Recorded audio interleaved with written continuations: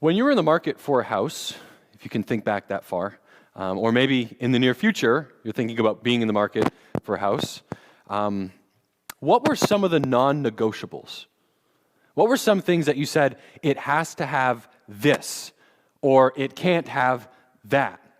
When my older sister, Faith, and her husband were looking for a house in Florida, I remember them saying that one of the non-negotiables was that it had to be in a safe area. That's kind of obvious, isn't it? We kind of take that for granted living in rural Maine, but you go to some areas in Florida and Orlando, and you can go on like Realtor.com or one of those different websites, and it'll rate like the safety of the neighborhood.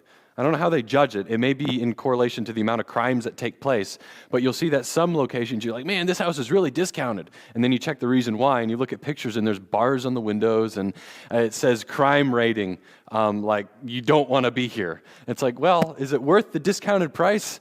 Maybe if you like to live on the edge, but for those of us who don't, that's a non-negotiable, right? Like safety. Maybe you like a certain type of house style, like a rancher or a cape, or I always thought split levels were kind of neat, but I don't know if I'd ever want to live in one per se or buy one. I just like the idea of a split level. Joe is very partial to ranchers, and I get the idea behind that. Maybe you want a tiny home. Maybe you're tired of how big everything is, and you're like, man, I just want to move into a tiny home. Or maybe you want to be one of those newer style people and get a yurt. They make really neat yurts nowadays that are actually like insulated. So maybe if that floats your boat, that's a non-negotiable. You want a yurt. Maybe you only grew up in a house with one bathroom, and maybe that one bathroom was outside. Some of you might remember that. I think of